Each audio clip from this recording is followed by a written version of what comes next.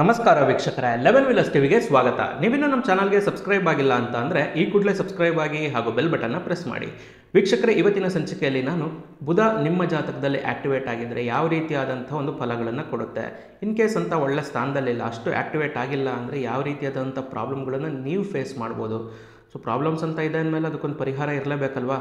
So ಯಾವ ಥರ ಪರಿಹಾರ ಮಾಡಿಕೊಂಡ್ರೆ ಪ್ರಾಬ್ಲಮ್ಸನ್ನು ಬ್ಯಾಲೆನ್ಸ್ ಮಾಡ್ಕೋಬೋದು ಅನ್ನೋದನ್ನು ಈ ವಿಡಿಯೋದಲ್ಲಿ ನಾವು ಡಿಸ್ಕಸ್ ಮಾಡ್ತಾ ಇದ್ದೀವಿ. ಸೊ ಅದರಲ್ಲಿ ಮೊದಲನೇ ಪಾಯಿಂಟ್ ಏನಂದರೆ, ಬುಧ ನಿಮ್ಮ ಜಾತಕದಲ್ಲಿ ಆ್ಯಕ್ಟಿವ್ ಆಗಿದ್ದರೆ, ತುಂಬ ಸ್ಟ್ರಾಂಗ್ ಆಗಿದ್ದರೆ ಯಾವ್ಯಾವ ಥರ ಪರಿಣಾಮಗಳನ್ನು ನೀವು ಎದುರಿಸಬೇಕಾಗುತ್ತೆ, ಯಾವ್ಯಾವ ಥರ ಫಲಗಳನ್ನು ಅದು ಕೊಡುತ್ತೆ ಅನ್ನೋದಕ್ಕೆ, ನೀವು ತುಂಬ ಟೆಕ್ನಿಕಲಿ ತುಂಬ ಸ್ಟ್ರಾಂಗ್ ಆಗಿರ್ತೀರಾ, ಅಂದರೆ ಸಿಕ್ಕಾಪಟ್ಟೆ ಸ್ಟ್ರಾಂಗು.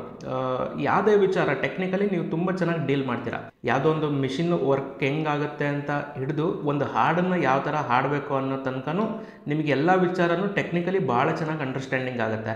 ಇದನ್ನು ನೀವು ಪಾಸಿಟಿವ್ ಆದರೂ ಅಂದ್ಕೊಳ್ಳಿ, ನೆಗೆಟಿವ್ ಆದರೂ ಅಂದ್ಕೊಳ್ಳಿ, ಎಲ್ಲ ಕೆಲಸನೂ ನಾನೇ ಮಾಡಬೇಕು ಅಂತ ಹೋಗೋದು, ಮುಂದೆ ಬಿಡೋದು, ಎಲ್ಲ ಕೆಲಸನೂ ಮುಂದೆ ಬಿದ್ದು ಮಾಡೋ ಅಂಥದ್ದು. ಯಾರಾದರೂ ಒಂದು ಹೊಸ ಕೆಲಸ ಬಂತು ಅಂದರೆ ನಾನು ಮಾಡ್ತೀನಿ ಅಂತ ಮುಂದೆ ಹೋಗ್ಬಿಡೋದು. ಸೊ ಅದೇನಾಗುತ್ತೆ, ಏನು ಬಿಡುತ್ತೆ ಅದೆಲ್ಲ ಸೆಕೆಂಡ್ರಿ. ಯಾರಿಗೂ ಅನುಭವ ಇರಲ್ಲ ಅಂದ್ಕೊಳ್ಳಿ, ಅಂಥ ಕೆಲಸನೂ ಸಹ ನಾನೇ ಮಾಡ್ತೀನಿ ಅಂತ ಮುಂದೋಗಿ ನಿಂತ್ಕೊಂಡು ಮಾಡೋದು. ಅಥವಾ ಮನೇಲಿ ಏನಾದರೂ ಫಂಕ್ಷನ್ಸ್ ಇತ್ತು ಅಂದರೆ ಎಲ್ಲ ಕೆಲಸನೂ ಅವರೇ ಮುಂದೆ ನಿಂತ್ಕೊಂಡು ಮಾಡೋದು, ಏನೋ ಒಂಥರ ಮುಂದಾಳತ್ವ. ಹಂಗಂತ ಹೇಳ್ಬಿಟ್ಟು ಅಲ್ಲಿ ಎಲ್ಲದನ್ನು ಎತ್ತಿಟ್ಟು ಮಡ್ಚಿಟ್ಟು ಮಾಡ್ತಾರೆ ಅಂತಲ್ಲ, ಎಲ್ಲದನ್ನು ನಿಂತ್ಕೊಂಡು ಕೆಲಸ ಮಾಡಿಸ್ತಾರೆ. ಇದನ್ನ ಅಲ್ಲಿಡಿ, ಅದನ್ನ ಇಲ್ಲಿಡಿ, ಎಲ್ಲ ಬೇರೆ ಮಾಡ್ತಾರೆ. ಬಟ್ ಸ್ಟಿಲ್ ಅದ್ರ ಮುಂದಾಳತ್ವ ವಹಿಸ್ಕೊಳ್ಳೋ ಅಂಥದ್ದು ಜಾಸ್ತಿ. ಇನ್ನೊಂದು ಪಾಯಿಂಟ್ ಅಂದರೆ, ಇವರಿಗೆ ಪರಿಸರದ ಮೇಲೆ ಜಾಸ್ತಿ ಕಾಳಜಿ ಇರುತ್ತೆ, ಒಂದು ಎಕ್ಸ್ಟ್ರಾ ಲೆವೆಲ್ ಕಾಳಜಿ. ಅಂದರೆ ಗಿಡ ಮರ ನೆಡಬೇಕು, ಅವಕ್ಕೆ ಯಾವುದೇ ಥರ ತೊಂದರೆ ಆಗಬಾರ್ದು, ಪಕ್ಷಿಗಳಿಗೆ ನೀರಿಡಬೇಕು, ನಾಯಿಗಳಿಗೆ ಊಟ ಹಾಕಬೇಕು, ಈ ಥರ ಒಂಥರ ಇಡೀ ಕಂಪ್ಲೀಟ್ಲಿ ಎಂಟೈರ್ಲಿ ಪ್ರಕೃತಿ ಮೇಲೆ ಅವ್ರಿಗೆ ಒಂದು ಸ್ವಲ್ಪ ಯಾವಾಗಲೂ ಕಾಳಜಿ ಇರುತ್ತೆ.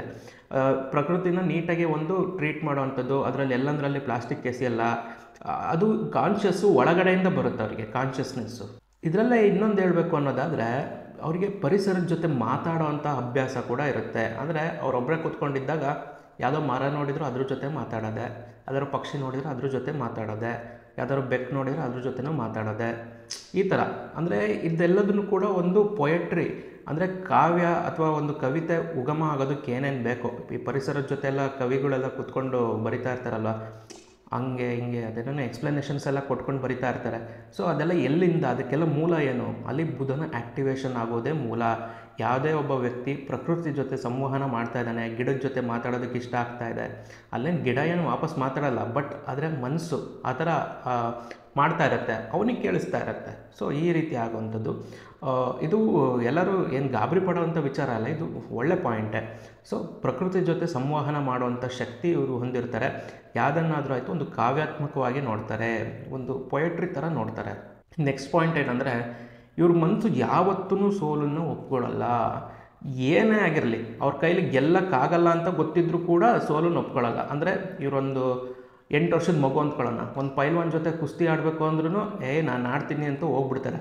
ಸೊ ಸೋಲ್ತೀನಿ ಅಂತ ಗೊತ್ತಿರುತ್ತೆ, ಆದ್ರೂ ಬಿಡಲ್ಲ, ಹೋಗ್ತಾರೆ, ಆಡ್ತಾರೆ, ಸೋಲ್ತಾರೆ, ಬರ್ತಾರೆ ಅಂತಲೇ ಅಂದ್ಕೊಳ್ಳಿ. ಬಟ್ ಸ್ಟಿಲ್ ಆ ಮನಸ್ಸು ಅನ್ನೋದು ಯಾವತ್ತೂ ಸೋಲಲ್ಲ.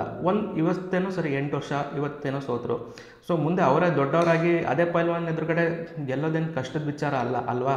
ಸೊ ನಾನು ಹೇಳೋದು ಈ ರೀತಿ, ಅವ್ರ ಮನಸ್ಸು ಅನ್ನೋದು ಯಾವಾಗಲೂ ಕೂಡ ಸೋಲೋದಕ್ಕೆ ರೆಡಿ ಇರಲ್ಲ, ಪ್ರತಿ ಮೂಮೆಂಟಲ್ಲೂ ಗೆಲ್ಲೋದಕ್ಕೇ ಇರುತ್ತೆ. ಸೊ ಯಾವುದನ್ನೋ ಒಂದು ಕೆಲಸ ಬಂತು ಅಂದರೆ ಅದನ್ನು ನಾನೇ ಮಾಡಬೇಕು, ಇದನ್ನು ನಾನು ಮಾಡ್ತೀನಿ, ನನ್ನ ಕೈಲಾಗಲಿಲ್ಲ ಅಂದರೆ ಇನ್ಯಾರ ಕೈಲಾಗತ್ತೆ, ಈ ಕೆಲಸ ಇರೋದೇ ನನಗೋಸ್ಕರ ಅನ್ನೋ ಥರ ಒಂದು ಮೈಂಡ್ ಸೆಟ್ ಇರುತ್ತೆ. ಇನ್ನೊಂದು ಪಾಸಿಟಿವ್ ಪಾಯಿಂಟ್ ಏನಂದರೆ, ಇವರು ಹೈಲಿ ಕ್ಯಾಲ್ಕುಲೇಟೆಡ್ ಪರ್ಸನ್. ಸೊ ಇವರು ತುಂಬ ಸಿಕ್ಕಾಬಟ್ಟೆ ಕ್ಯಾಲ್ಕುಲೇಟೆಡ್ ಆಗಿರುವಂಥ ವ್ಯಕ್ತಿ. ಹಣಕಾಸಿನ ವಿಚಾರದಲ್ಲಿ, ಫ್ಯಾಮಿಲಿ ವಿಚಾರದಲ್ಲಿ ಹೈಲಿ ಕ್ಯಾಲ್ಕುಲೇಟೆಡ್. ಯಾವುದೇ ಕಾರಣಕ್ಕೂ ಒಂದು ಸ್ವಲ್ಪನೂ ಹೆಚ್ಚು ಕಮ್ಮಿ ಒಂದು ಮಾತಾಡಲ್ಲ. ಸೊ ಹಣಕಾಸಿನ ವಿಚಾರದಲ್ಲಿ ಹೆಚ್ಚು ಕಮ್ಮಿ ₹1 ಬಿಚ್ಚಲ್ಲ. ಸೊ ಈ ರೀತಿಯಾಗಿರುವಂಥ ವ್ಯಕ್ತಿತ್ವ ಇವ್ರದ್ದಾಗಿರುತ್ತೆ. ಅವಶ್ಯಕತೆ ಇತ್ತು ಅಂದರೆ ಖರ್ಚು ಮಾಡೋದಕ್ಕೂ ಸಹ ಹಿಂದೆ ಮುಂದೆ ನೋಡಲ್ಲ. ಬಟ್ ಸ್ಟಿಲ್ ಅವಶ್ಯಕತೆ ಇಲ್ಲ ಅಂತಂದರೆ ಅಲ್ಲೇನು ₹1 ಬಿಚ್ಚೋ ಅಂಥ ವ್ಯಕ್ತಿತ್ವ ಇವ್ರದ್ದಾಗಿರಲ್ಲ. ಯಾವ ಥರ ಮಾಡಿದರೆ ಯಾವ ಥರ ಆಗುತ್ತೆ ಅಂತ ಅವ್ರಿಗೆ ಗೊತ್ತಿರುತ್ತೆ. ಯಾಕೆಂದರೆ first of all highly technical person. So ಅದ್ರ ಜೊತೆ ಹೈಲಿ ಕ್ಯಾಲ್ಕುಲೇಟೆಡ್ ಅಂತ ಅಂದಾಗ ಅವ್ರಿಗೆ ಸಿಕ್ಕಾಬಟ್ಟೆ. ಆದರೆ ಹಣಕಾಸಿನ ನಿರ್ವಹಣೆ ಏನಿದೆಯಲ್ಲ, ಅದೂ ಒಂಥರ ಅದು ಅವರ ಏರಿಯಾ ಆಫ್ ಸ್ಪೆಸಿಫಿಕೇಷನ್ ಅಲ್ಲದೆ ಇದ್ದರೂ ಕೂಡ ಆ ಒಂದು ಗುಣ ಇವ್ರಿಗೆ ಬರುತ್ತೆ. ಹಣನ ಚೆನ್ನಾಗಿ ನಿರ್ವಹಣೆ ಮಾಡ್ತಾರೆ. ಯಾವುದಕ್ಕೆ ಅವಶ್ಯಕತೆ ಇದೆಯೋ ಅದಕ್ಕೆ ಖಂಡಿತ ಕೈ ಬಿಚ್ಚಿ ಕೂಡ ಖರ್ಚು ಮಾಡ್ತಾರೆ, ಏನು ತೊಂದರೆ ಇಲ್ಲ. ನೆಕ್ಸ್ಟ್ ಪಾಯಿಂಟು, ಅವರ ಒಂದು ಬ್ಯೂಟಿ ಬಗ್ಗೆ, ಅವರ ಒಂದು ಸೌಂದರ್ಯದ ಬಗ್ಗೆ ಅವ್ರಿಗೆ ಯಾವಾಗಲೂ ಕೂಡ ಒಂದು ಹೆಮ್ಮೆ ಇರುತ್ತೆ. ಸೊ ಹಂಗಂತೇಳಿ ಅವ್ರು ನೋಡೋದಕ್ಕೆ ಚೆನ್ನಾಗಿರಲೇಬೇಕು ಅಂತಲ್ಲ, ಆಲ್ಮೋಸ್ಟ್ ಚೆನ್ನಾಗಿರ್ತಾರೆ, ಇಲ್ಲ ಅಂತ ಅಲ್ಲ. ಆದರೆ ಅವ್ರ ಬ್ಯೂಟಿ ಬಗ್ಗೆ ಅವರಿಗೆ ಹೆಮ್ಮೆ ಇರುತ್ತೆ, ಬೇರೆಯವ್ರು ಏನಾರು ಅಂದ್ಕೊಳ್ಳಿ. ಸೊ ನಾನು ನೋಡೋಕ್ಕೆ ಚೆನ್ನಾಗಿದ್ದೀನಪ್ಪ, ನಾನು ಸಖತ್ತಾಗಿದ್ದೀನಿ ಅನ್ನೋದೊಂದಿರುತ್ತೆ ಅವ್ರ ಮನಸ್ಸಲ್ಲಿ. ಅದು ಒಳ್ಳೆಯದು ಕೂಡ, ಅದು ಅವ್ರ ಜೀವನದಲ್ಲಿ ಆತ್ಮವಿಶ್ವಾಸನ ತುಂಬುತ್ತೆ. ನೆಕ್ಸ್ಟ್ ಪಾಯಿಂಟ್ ಏನಂದರೆ, ಇವರು ಹಠ ಬೇಗ ಬಿಟ್ಬಿಡ್ತಾರೆ. ಸೊ ಏನೋ ಹಠ ಹಿಡ್ಕೊಂಡು ಸಾಧಿಸ್ತಾರೆ ಅನ್ನೋ ಥರ ಅಲ್ಲ, ಹಠ ಬಿಟ್ಬಿಡ್ತಾರೆ. ಸೊ ಇದೊಂದು ಬುಧ 9 ವರ್ಷದ ಮಗು ಅನ್ನೋ ಲೆಕ್ಕಾಚಾರಕ್ಕೆ ನಾವು ಯಾವಾಗಲೂ ಜ್ಯೋತಿಷ್ಯದಲ್ಲಿ ಲೆಕ್ಕ ಹಾಕೋದು. ಸೊ ಹಂಗೆ ಅಂದ್ಕೊಳ್ಳಿ, ಏನೋ ಒಂದು ಮಗು ಏನೋ ಹಠ ಮಾಡ್ತಾ ಇದೆ ಅಂದಾಗ ಅದಕ್ಕೆ ಏನೋ ಬೇರೆ ಏನಾದರೂ ತೋರಿಸಿದಾಗ ಇದನ್ನು ಕೊಡಿಸ್ತೀನಿ ಬಾ ಅಂತ ಕರ್ಕೊಂಡೋದಾಗ ಅದು ಬಿಟ್ಬಿಡುತ್ತೆ, ಅದ್ರ ಹಠ ಬಿಡುತ್ತೆ. ಸೊ ಕೆಲವೊಂದಿಷ್ಟು ಮಕ್ಕಳು ಹಠ ಮಾಡ್ತಾರೆ, ತೀರಾ ಇಲ್ಲ ಅಂತ ಅಲ್ಲ, ಬಟ್ ಆದಷ್ಟು ಮಕ್ಕಳನ್ನ ಕನ್ವಿನ್ಸ್ ಮಾಡ್ಬೋದು, ಏನು ತೊಂದರೆ ಇರಲ್ಲ. ಸೊ ಹಂಗೆ ಈ ಬುಧ ಆ್ಯಕ್ಟಿವೇಟ್ ಆಗಿರೋಂಥ ವ್ಯಕ್ತಿಗಳು ಕೂಡ ಅಷ್ಟೇ, ಹಠನ ಬೇಗ ಬಿಡ್ತಾರೆ. ಏನೋ ಅಂದ್ಕೊತಾರೆ, ಇದನ್ನು ಸಾಧನೆ ಮಾಡಲೇಬೇಕು ಅಂತ ಅಂದ್ಕೊತಾರೆ. ಅದು ಯಾವಾಗ ಒಂದು ಸ್ವಲ್ಪ ಎಕ್ಸ್ಪೆನ್ಸ್ ಜಾಸ್ತಿ ಅಂತ ಗೊತ್ತಾಗುತ್ತೆ, ಅವ್ರ ಕೈಲಿ ಮಾಡೋಕ್ಕಾಗಲ್ಲ ಅಂತ ಗೊತ್ತಾಗುತ್ತೆ, ಬಿಟ್ಬಿಡ್ತಾರೆ, ತಲೆ ಕೆಡಿಸ್ಕೊಳಲ್ಲ. ಸೊ ಹಂಗೆ ಅಂದರೆ ಅದನ್ನು ಇಟ್ಕೊಂಡು ಇಲ್ಲ ಅದೆಷ್ಟೇ ಕಷ್ಟ ಆದರೂ ನಾನು ಮಾಡೇ ಮಾಡ್ತೀನಿ ಅನ್ನೋ ಥರ ಅಲ್ಲ, ಆಗಲ್ವಾ, ಓಕೆ ಬಿಡು ಪರವಾಗಿಲ್ಲ ಬೇರೆ ಮಾಡೋಣ ಅನ್ನೋದೊಂದಿರುತ್ತೆ. ಸೊ ಯಾವುದೇ ಕಾರಣಕ್ಕೂ ತೀರಾ ಹಠ ಸಾಧಿಸೋದಕ್ಕೆ ಹೋಗಲ್ಲ, ಬಿಟ್ಬಿಡ್ತಾರೆ ಈಸಿಯಾಗೆ. ಅಂದರೆ ಈಸಿ ಗೋಯಿಂಗು, ಲೈಫಲ್ಲಿ ಜಾಸ್ತಿ ರಿಸ್ಕ್ ತಗೊಳಲ್ಲ, ಆರಾಮಾಗಿ ಲೈಫನ್ನ ಲೀಡ್ ಮಾಡೋದಕ್ಕೆ ನೋಡ್ತಾರೆ. ಅದು ಒಳ್ಳೆಯದು ಕೂಡ, ಅದು ಎಕ್ಸ್ಪೆಷಲಿ ತುಂಬ ಹೆಲ್ತಿಗಂತೂ ತುಂಬ ಬೆನಿಫಿಟ್ ಆಗುತ್ತೆ. ನೆಕ್ಸ್ಟ್ ಏನಂದರೆ, ಇವರಿಗೆ ಗುಡ್ ಇಮ್ಯಾಜಿನೇಷನ್ ಇರುತ್ತೆ, ಸಿಕ್ಕಾಬಟ್ಟೆ ಒಳ್ಳೆ ಇಮ್ಯಾಜಿನೇಷನ್ ಮಾಡ್ಕೊತಾರೆ. ಅಂದರೆ ವಿಜುವಲೈಸೇಷನ್ ಅಂತಾರಲ್ಲ, ಅಂದರೆ ಒಂದು ಸಿನಿಮಾದಲ್ಲಿ ಡೈರೆಕ್ಟ್ರಿಗೆ ವಿಜುವಲೈಸೇಷನ್ ಇರಬೇಕು, ಆ ಸೀನ್ ಹೆಂಗೆ ಬರುತ್ತೆ ಅಂತ ಮುಂಚೆನೇ ತಿಳ್ಕೊಬೇಕು. ಅಂದರೆ ಅದೊಂದು ಕನಸು, ಅದು ಕಾಣ್ತಾರೆ. ಈ ವ್ಯಕ್ತಿ ಈ ಥರ ಅಂದರೆ ಹೆಂಗೆ ಕಾಣುತ್ತೆ, ಈ ಕ್ಯಾಮ್ರಾ ಆ್ಯಂಗಲಲ್ಲಿ ಹಿಂಗೆ ನೋಡಿದರೆ ಹೆಂಗೆ ಕಾಣುತ್ತೆ, ಇದೆಲ್ಲದನ್ನು ಒಂದು ಟೆಕ್ನಿಕಲ್ ಪಾಯಿಂಟ್ಸ್ ಇರ್ತಾವಲ್ಲ. ಸೊ ಅವ್ರಿಗೊಂದು ವಿಜುವಲೈಸೇಷನ್ ಇರುತ್ತೆ, ಒಂದು ಇಮ್ಯಾಜಿನೇಷನ್ ಇರುತ್ತೆ.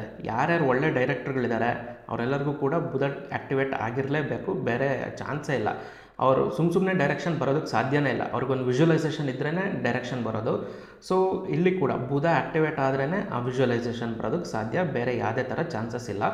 ನೆಕ್ಸ್ಟ್ ಪಾಯಿಂಟ್ ಏನಂದರೆ, ಇವರಿಗೆ ಸಿಕ್ಕಾಬಟ್ಟೆ ಒಳ್ಳೆ ಸೆನ್ಸ್ ಆಫ್ ಹ್ಯೂಮರ್ಸ್ ಇರುತ್ತೆ. ಅಂದರೆ ಯಾವ್ದಾದ್ರು ಒಂದು ವಿಷಯನ ತುಂಬ ಸೀರಿಯಸ್ಸಾಗಿ ತೊಗೊತಾರೆ, ಸೀರಿಯಸ್ಸಾಗಿ ತೊಗೊತಾರೆ, ಆದರೆ ಅದನ್ನು ಹ್ಯಾಂಡ್ಲ್ ಮಾಡೋದು ತುಂಬ ಹ್ಯೂಮರಸ್ ಆಗಿ, ಎಲ್ಲರ ಜೊತೆನೂ ನಗ್ನಗ್ತಾ ಎಲ್ಲರನ್ನೂ ನಗಿಸ್ಕೊತ, ಆ ವಿಷಯ ಹಂಗಂತ ಹೇಳ್ಬಿಟ್ಟು ಸೀರಿಯಸ್ ಆಗಿರೋದನ್ನು ಬಿಡಲ್ಲ, ಸೀರಿಯಸ್ ಆಗಿರೋದನ್ನು ಡೈಲ್ಯೂಟ್ ಮಾಡಲ್ಲ. ಆದರೆ ಆ ಒಂದು ಎಲ್ಲರೂ ಟೆನ್ಷನ್ ಮಾಡ್ಕೊಂಡಿರೋ ಪರಿಸ್ಥಿತಿಲಿ ಏನೋ ಒಂದು ಸಣ್ಣ ಜೋಕ್ ಮಾಡಿ ಎಲ್ಲರನ್ನೂ ನಗಿಸೋದು, ಈ ರೀತಿಯಾದಂಥ ವ್ಯಕ್ತಿತ್ವ.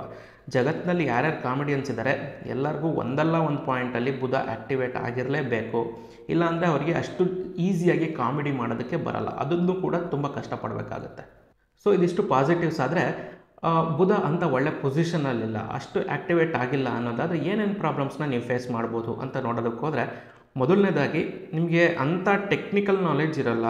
ಅಂದರೆ ಯಾವ್ದಾರೋ ಒಂದು ಮಿಷಿನ್ ಏನೋ ವರ್ಕ್ ಆಗ್ತಾಯಿದೆ, ನೋಡಪ್ಪ ಇದನ್ನು ಕಲ್ತ್ಕೊಳ್ಳಪ್ಪ ಅಂದರೆ ಬಿಡು ಅದನ್ನು ತಗೊಂಡು ನಾನೇನು ಮಾಡೋಣ, ಅದು ನಾನೇನು ರಿಪೇರಿ ಮಾಡೋಂಗಿದ್ದೀನಾ ಅಂತ ಅನ್ನೋದು. ಸೊ ಯಾವುದೇ ವಿಚಾರ ಟೆಕ್ನಿಕಲಿ ಇಳಿದು ನೋಡೋದಕ್ಕೆ ಹೋಗಲ್ಲ. ಯಾವುದೋ ಒಂದು ಸಿನಿಮಾ ನೋಡ್ತಾರೆ, ಸಖತ್ತಾಗಿದೆ ಫಿಲಮ್ ಅಂತಾರೆ, ಅದು ಹೆಂಗೆ ಶೂಟ್ ಮಾಡಿದ್ರು ಗೊತ್ತಾ ಅಂತ ಕೇಳಕ್ಕೆ ಹೋದರೆ, ಅದನ್ನು ನೋಡೋಕ್ಕೆ ಹೋದರೆ ಅದನ್ನು ತಗೊಂಡು ನಾನೇನು ಮಾಡೋದು ಬಿಡು ಅಂತ ಅಂತಾರೆ. ಸೊ ಈ ಥರ ಟೆಕ್ನಿಕಲಿ ಜಾಸ್ತಿ ಇನ್ವಾಲ್ವ್ ಆಗೋದಕ್ಕೆ ಹೋಗಲ್ಲ, ಎಲ್ಲದನ್ನು ಒಂದು ಸ್ವಲ್ಪ ನೆಗೆಟ್ ಮಾಡಿಬಿಡ್ತಾರೆ, ಬಿಟ್ಬಿಡ್ತಾರೆ, ಟೆಕ್ನಿಕಲಿ ಜಾಸ್ತಿ ಇನ್ವಾಲ್ವ್ ಆಗೋದಕ್ಕೆ ಹೋಗಲ್ಲ. ನೆಕ್ಸ್ಟ್ ಪಾಯಿಂಟು, ಇವರಿಗೆ ಒಂದು ವಿಷನ್ ಇರಲ್ಲ. ಆಗಲೇ ನಾನು ಡೈರೆಕ್ಷನ್ನಿಗೆ ಅಥವಾ ಏನಾದರೂ ಒಂದು ವಿಷನ್ ಇರಬೇಕು ಅಂತ ಹೇಳಿದ್ನಲ್ವ.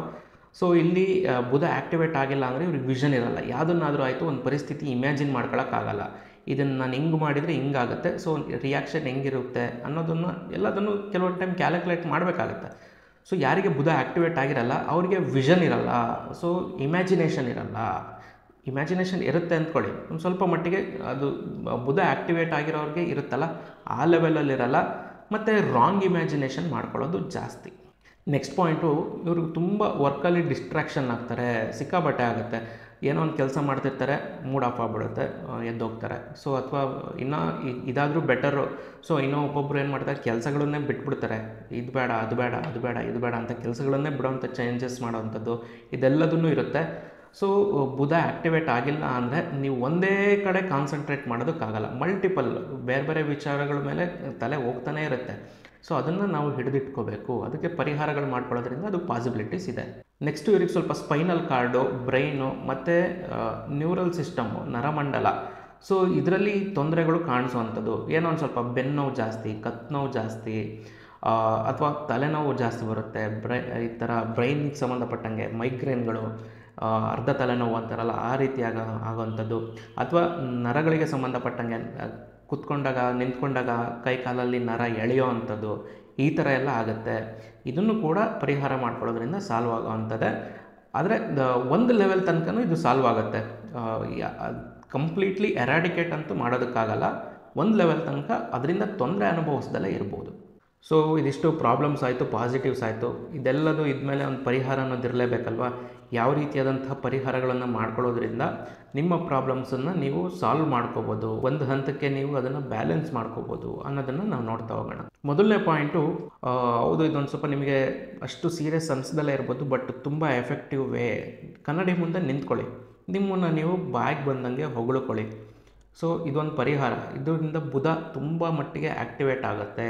ನೆಕ್ಸ್ಟ್ ಪಾಯಿಂಟು, ಸಣ್ಣ ಮಕ್ಕಳ ಜೊತೆ ಆಟ ಆಡಬೇಕಾಗತ್ತೆ. 9 ವರ್ಷಕ್ಕಿಂತ ಕೆಳಗಡೆ ಇರೋಂಥ ಮಕ್ಕಳ ಜೊತೆ ನೀವು ಆಟ ಆಡೋದ್ರಿಂದ ಬುಧನ ನೀವು ಖಂಡಿತವಾಗಿ ಆ್ಯಕ್ಟಿವೇಟ್ ಮಾಡ್ಕೋಬೋದು.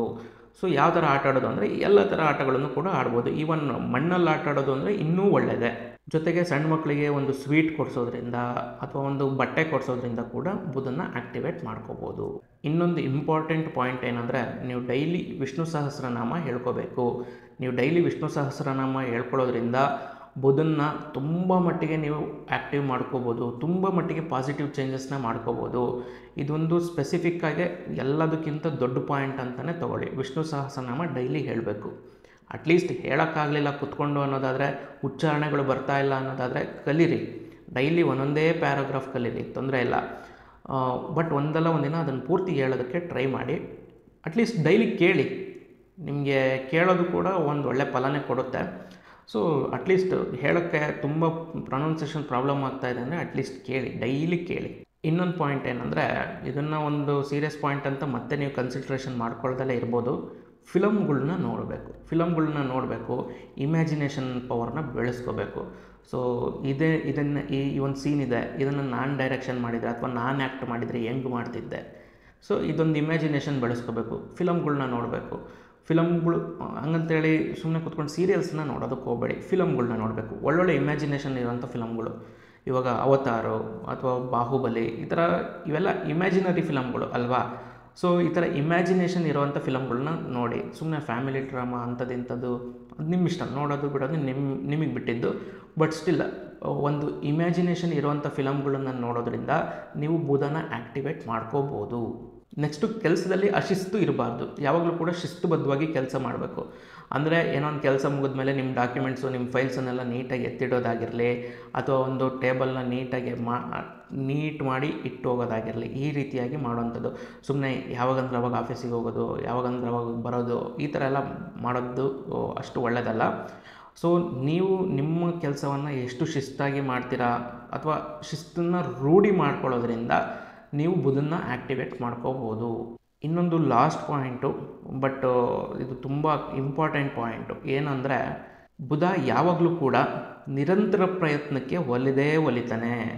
ಸೊ ಅವನೊಂಥರ ಒಂದು ಸಣ್ಣ ಮಗು ಥರ. ನಾವು ಜ್ಯೋತಿಷ್ಯದಲ್ಲಿ ಆಗಲೇ ಹೇಳಿದ್ದೀನಲ್ವ, 9 ವರ್ಷದ ಮಗು ಥರ ನಾವು ಯಾವಾಗಲೂ ಕೂಡ ಬುಧನ ಲೆಕ್ಕ ಹಾಕೋದು. ಸಣ್ಣ ಮಕ್ಕಳಿಗೆ ನೀವೇನೇ ಇಷ್ಟ ಇಲ್ಲ ಅಂತ ಅಂದ್ರೂ ಒಂದಲ್ಲ ಒಂದು ಪಾಯಿಂಟು ಡೈಲಿ ನೋಡ್ತಾ ಇದ್ದರೆ, ಡೈಲಿ ಅವ್ರ ಜೊತೆ ಮಾತಾಡ್ತಾ ಇದ್ದರೆ, ಒಂದಲ್ಲ ಒಂದು ದಿವಸ ಅವರು ನಿಮ್ಮ ಜೊತೆ ಬಂದು ಆಟ ಆಡ್ತಾರೆ. ಸೊ ಈ ರೀತಿಯಾಗಿ ಆಗೋವಂಥದ್ದು. ಬುಧ, ನೀವೇನೇ ಒಂದು ಬುಧನ ಆ್ಯಕ್ಟಿವೇಟ್ ಮಾಡ್ಕೋಬೇಕು ಅಂದರೆ ಯಾವುದಾದ್ರು ಕೆಲಸ, ಇವಾಗ ನೀವೇನೋ ಸಿನಿಮಾ ಮಾಡಬೇಕು ಅಂತ ಇರ್ತೀರ. ಸಿನಿಮಾ ಮಾಡ್ಬೇಕಾದ್ರೆ ನೀವು ಬುಧನ ಆ್ಯಕ್ಟಿವೇಟ್ ಮಾಡ್ಕೋಬೇಕಾಗತ್ತೆ. ಬಟ್ ಏನು ಮಾಡ್ತೀರಾ, ಬುಧ ಅಂತ ಒಳ್ಳೆ ಪೊಸಿಷನಲ್ಲಿರಲ್ಲ. ಇವಾಗ ಏನು ಮಾಡ್ಬೇಕು, ನೀವು ನಿರಂತರವಾಗಿ ಸಿನಿಮಾ ಕೆಲಸ ಮಾಡ್ತಾನೇ ಇರಿ. ಒಂದು ದಿನ ಒಲಿಯುತ್ತೆ ನಿಮಗೆ. ಒಲಿದ ದಿನ ನೀವು ನೆಕ್ಸ್ಟ್ ಲೆವೆಲಿಗೆ ಹೋಗ್ತೀರಾ. ಆ ರೀತಿಯಾಗಿ ಆಗುವಂಥದ್ದು. ದಯವಿಟ್ಟು ನಿರಂತರ ಪ್ರಯತ್ನಕ್ಕೆ ಯಾವಾಗಲೂ ಕೂಡ ಬುಧ ಒಲಿತಾನೆ. ನಿಮಗೆ ಏನೇ ಕೆಲಸ ಆಗಬೇಕಂದ್ರೂ ಕೂಡ ನಿರಂತರ ಪ್ರಯತ್ನಗಳನ್ನು ಮಾಡಿ. ಅಲ್ಲಿ ಯಾವ ಗ್ರಹ ಆ್ಯಕ್ಟಿವೇಟ್ ಆಗುತ್ತೋ ಬಿಡುತ್ತೋ ಗೊತ್ತಿಲ್ಲ, ಬುಧ ಮಾತ್ರ ಖಂಡಿತ ಆ್ಯಕ್ಟಿವೇಟ್ ಆಗೇ ಆಗುತ್ತೆ. ಸೊ ಇದಿಷ್ಟು ಈ ಹೊತ್ತಿನ ವಿಶೇಷ. ನಾನು ಮುಂದಿನ ಸಂಚಿಕೆಯಲ್ಲಿ ಮತ್ತೊಂದು ವಿಷಯದ ಜೊತೆ ಬರ್ತೀನಿ. ಅಲ್ಲಿವರೆಗೂ ನೀವು ನಮ್ಮ ಚಾನಲ್ಗೆ ಸಬ್ಸ್ಕ್ರೈಬ್ ಆಗಿಲ್ಲ ಅಂತ ಅಂದರೆ ಈ ಕೂಡಲೇ ಸಬ್ಸ್ಕ್ರೈಬ್ ಆಗಿ ಹಾಗೂ ಬೆಲ್ ಬಟನ್ನ ಪ್ರೆಸ್ ಮಾಡಿ. ನಮಸ್ಕಾರ, ಧನ್ಯವಾದ.